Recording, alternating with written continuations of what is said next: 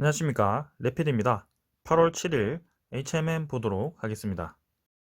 먼저 증시부터 보겠습니다. 코스피 5.7포인트 내려서 0.18% 하락했고요. 코스닥은 0.26%, 0.2포인트 올랐죠. 그래서 거의 뭐 보합 정도로 둘 다 마무리를 했습니다. 자, 상승 하락 반복하면서 또 금요일 정도에는 막 크게 움직임이 없이 마무리가 되었고요. 그 전날에는 이제 외국인과 기관이 좀 강하게 매수를 하면서 증시가 좀 올랐었는데, 오늘 같은 경우는 뭐 크게 움직임은 없었던 것 같습니다. 자, 기관 같은 경우가 좀 코스피 코스닥을 둘 다 매도를 좀 했고요. 크게 변동 없이 마무리했으니까 간단하게 보고 넘어가도록 하겠습니다. 자, 일단 네, 코스피 지수는 바닥을 기다가 결국에는 한번 21선과 61선 모인 지점에서 위로 한번 치고 나왔고요. 이제는 한번 치고 나간 이후에 자리를 좀 잡으면서 3250선, 원래 지지를 하던 그 라인에서 다시 이 주가를 형성하고 있습니다. 그래서 여기서 다시 한번 이제 N자로 좀 올라가 주게 된다면 3300선 넘어가 준다면 확실히 좀 좋을 것 같은데요. 이제는 이제 대형주들이 좀 힘을 내준다면 확실히 주가 지수가 좀 올라갈 수도 있을 것 같습니다. 자, 여전히 코로나 환자 수가 많이 나오고 있고, 전체적인 이 경기가 조금은 불안정하긴 하지만, 이제는 9월 달쯤에는 코로나 그 경구용 치료제죠. 3상이 좀 완료된다고 하고요. 올해 안으로 좀 긴급 승인 신청을 해서 완료가 될 수도 있습니다. 예, 그렇게 된다면 이제 코로나19에 대한 그런 전환점이 올 수도 있는 상황이기 때문에 조금은 더 지켜봐야 될 것 같고요. 확실히 이제 코로나가 확산됨에 따라서 델타 변이가 확산됨에 따라서 그 관련주들도 좀 좋게 진행이 되고 있고, 경기 회복 기대감에 대한 그 기대감으로 어느 정도 실적주들도 좀 회복세를 딛고 있는 그런 상황입니다. 그래서 만약에 이제 둘 다 상승하게 돼버린다면, 이전과 좀 다르게 둘 다 상승하게 돼버린다면 확실히 이 지수가 좀 치고 나갈 수 있는 상황이 될 것 같습니다. 자, 주봉, 월봉은 둘 다 고점 부근에서 양봉으로 밀어 올리고 있고요. 다행히 잘 버티고 있습니다. 자, 투자자 같은 경우는 기간이 2천억 정도를 매도했지만 그래도 전체적인 이 흐름 자체는 외국인도 그렇고 기관도 그렇고 매수로 최근에 많이 매수를 했습니다. 그래서 분위기는 괜찮다라고 말씀드리고 싶고요. 코스닥은 뭐 계속해서 치고 올라갑니다. 치고 올라가면서 또 고점 부근에서 이렇게 음봉을 눌리긴 했지만 결국에는 아래 꼬리 달면서 밀어 올렸거든요. 그래서 이런 움직임은 굉장히 나쁘지 않다. 그래서 좀 더 밀어 넣을 수도 있을 것 같고, 기관 투자자는 코스닥을 별로 매수하지 않습니다. 계속해서 매도를 하고 있고, 외국인 투자자가 이렇게 매수를 좀 들어오다 보니까 괜찮은 움직임이 지속되고 있습니다. 자, 그래서 코스닥도 한번 기술주, 그 다음에 코로나 관련주들이 다 같이 올라간다면 분명히 좋은 움직임이 나올 거라고 생각을 하고 한번 기다려 보겠습니다. 자, 그 다음에는 환율이고요. 환율도 뭐 1144원 계속해서 이제 뭐 한번 크게 올라간 이후에 21선을 하락 돌파하면서 어느 정도 이제 가격대를 또 형성을 한 것 같고요. 확실히 요때에 비해서 가격을 레벨업을 해서 위쪽에서 진행이 되고 있기 때문에 환율도 계속해서 치고 올라갈 수 있는 그런 추세에 있다. 그래서 지금 조금 단기 하락을 했지만 분명히 다시 올라가는 그런 흐름이 나올 거고요. 인플레이션에 대한 그런 금리 인상 조정이 나온다면 아무래도 달러는 더 강하게 움직일 가능성이 큽니다. 그래서 환율이 계속 올라가게 된다면 아무래도 우리나라 증시도 좀 부담스러울 수밖에 없는 상황인데요. 그것도 이제 주시를 해서 좀 지켜보도록 하겠습니다. 자, 나스닥, 뭐 다우 선물 자체는 뭐 이렇게 나스닥은 좀 하락하면서 마무리를 했고요. 다우존스는 좀 상승을 했습니다. 그래서 좀 반대로 움직이긴 했지만 뭐 크게 움직임은 없었던 것 같고요. 월요일에 한번 월요일 장도 뭐 크게 움직임 없이 진행이 될 것 같습니다. 그다음에 채권 수익률을 좀 보면 미국 10년물 국채금리가 좀 급등을 했죠. 그래서 1.3%대까지 좀 올라갔습니다. 그래서 다시 한번 경기 회복에 대해서 또 힘이 바짝 들어가는 것 같고요. 여기서 이제 하락세를 멈추고 이제 N자로 반등을 해주는지 거기에 대해서 주목을 해야 될 것 같습니다.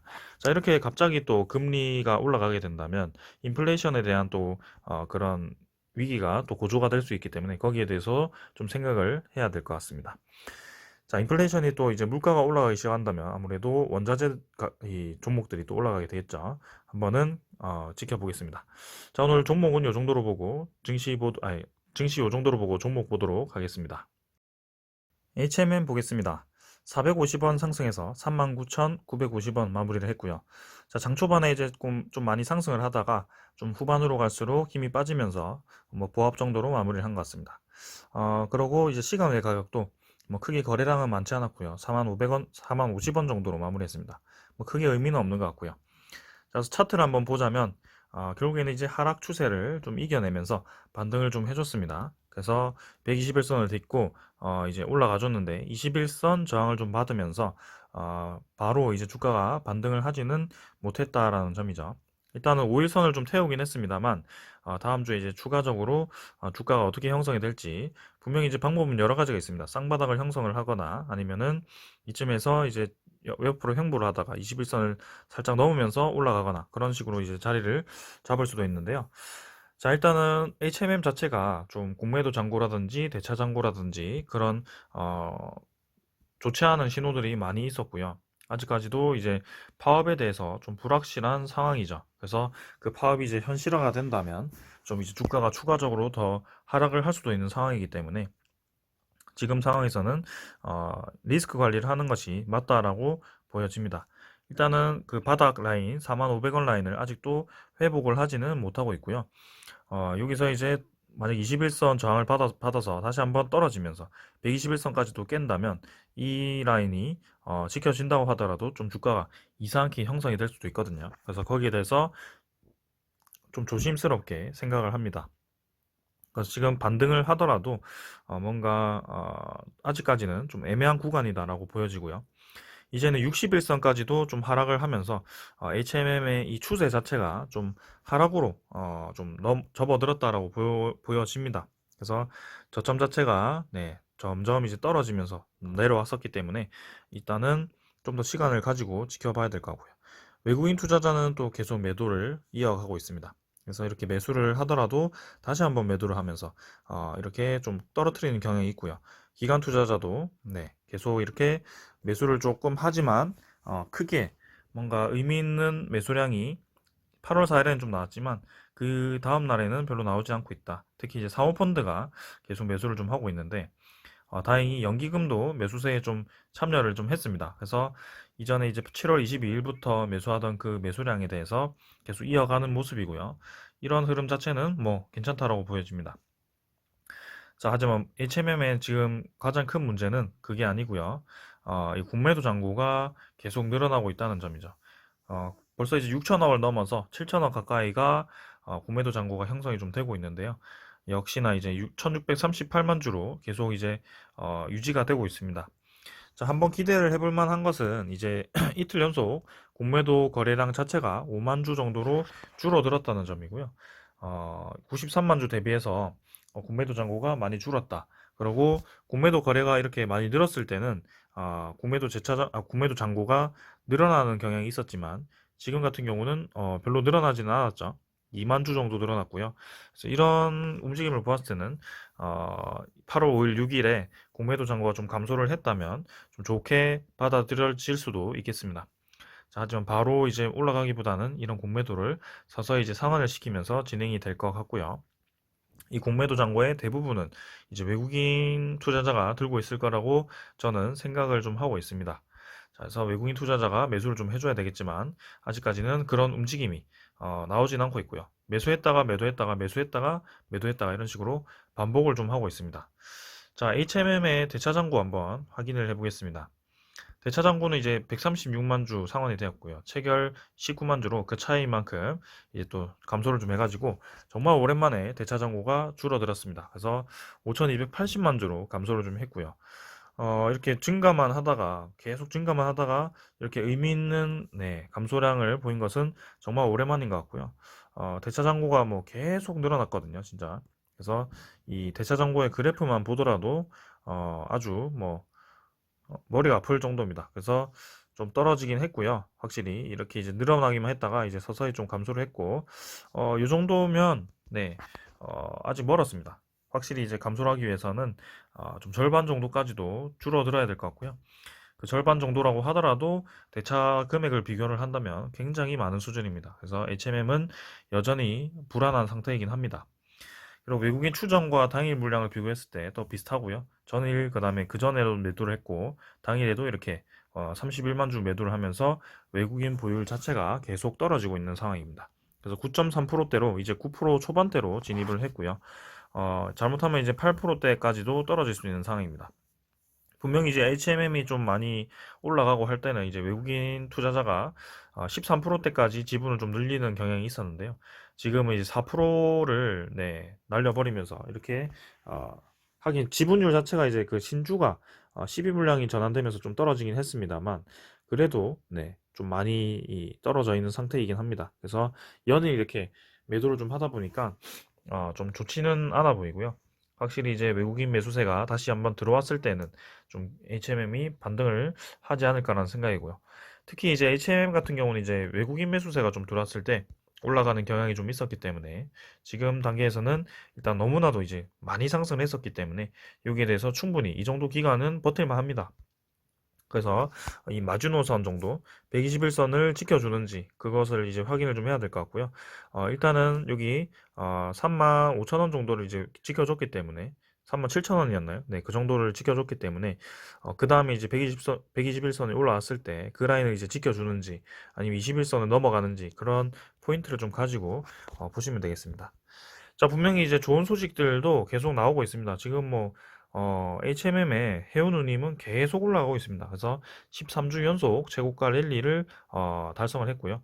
4200선을 돌파를 하면서 글로벌 해운누님이 13주 연속 최고가를 경신하면서 이렇게 매주 좋은 소식을 전해드리고 있습니다. 그래서 주요 수출 항로인 유럽 노선과 미주 노선을 비롯해서 전 노선이 일제히 상승을 했고요. SCFI 이날 기준에서 4225포인트라고 합니다. 이게 계속 올라갑니다, 진짜. 그래서 이 SCFI가 올라가는 것 자체가 선박 하나당 그 운송했을 때 지급받는 그 비용이 계속 늘어난다는 점이기 때문에 지금 이제 3분기라고 한다면 7, 8, 9월이죠. 그래서 7월 달이 이미 끝났고 8월 달 또 이제 진입을 해서 2주차에 진입을 했는데요. 지금 보시면 여러분들 13주 연속 올랐다고 하죠. 13주. 13주 연속 올랐다는 것은 벌써 이제 2달이 넘어서 3달째 연속으로 올라가고 있다는 점입니다. 그러면 HMM의 실적을 보았을 때 지금 이제 8월이라고 한다면 7월, 6월, 5월, 4월, 4월부터 해가지고 계속 이제 올라갔다는 겁니다. 실적, 그러니까 컨테이너 하나당 가격이 계속 올라갔다는 점이고요. 그거를 이제 계속 이제 만선을 이용해서 이렇게 계속 배에 꽉 채워서 이제 운송을 좀 했는데 그 배 자체가 이 7월 달 그다음 7월 달이었나요? 요때 이제 많이 투입이 됐다는 거죠. 또 그때가 만 13,000 TU급을 8척인가요? 그때 투입을 했었는데요. 7척이었나요? 아무튼 그렇게 8척을 투입을 했을 때 10만 넘죠. 그래서 10만 TU가 또 추가가 되었고 임시선박 계속 투입을 하고 있고 이렇게 된다면 지금 2분기 실적도 얼마가 뭐 나올지 좀 잘 예상이 안 됩니다만 또 어닝 서프라이즈가 나올 수도 있고요. 3분기 실적 자체도 이미 2분기 실적 이상으로 나올 가능성이 있다는 거죠. 지금 8월 중순으로 접어들게 되면 이미 3분기의 절반 정도가 지났는데요. 그렇게 되었을 때 이미 6월 달에 최고 실적을 찍었을 가능성이 있는데 그 6월 달보다도 7월, 8월이 더 점점점 좋아진다는 거기 때문에 이렇게 되면 계속 이 HMM이 벌어들인 돈이 많아진다는 점입니다. 그래서 저는 이 실적 자체는 굉장히 좋다. 그래서 HMM 자체가 분명히 그 불확실성을 좀 해결을 해준다면 8월 11일이죠. 8월 11일에 4차 임금 협상을 진행을 했을 때 잘 진행이 좀 돼준다면 좋을 것 같고요. 그 다음에 매각 이슈에 대해서 이제는 서서히 좀 물밑으로 좀 매각에 대한 구체적인 사항을 좀 띄워준다면 지금 주가가 좀 하락을 좀 한 상태에서 이런 뉴스가 좀 띄워주면서 매입자도 좀 괜찮을 것 같고요. 그렇다면 값싸게 살 수 있으니까요. 그리고 다시 한번 주가가 재반등을 할 수 있는 그런 기회이기 때문에 저는 둘 다 윈윈으로 갈 수 있다라고 생각을 합니다. 그래서 산업은행이 언제 칼을 빼드느냐에 따라서 좀 주가가 다르게 움직일 것 같은데요. 한번 기대를 해보겠습니다. 일단 지금 단계에서는 좀 더 이제 자리를 잡는 그런 단계라고 생각을 하시고 이 121선을 지켜주는지에 대해서만 좀 보시면 되겠습니다. 자, 오늘 HMM 요 정도로 보고요. 한번 8월달, 그 다음에 9월달에는 좀 좋은 소식이 나오면서 주가가 반등을 하는 그런 시기가 되었으면 좋겠습니다. 오늘 여기까지 하겠습니다. 감사합니다.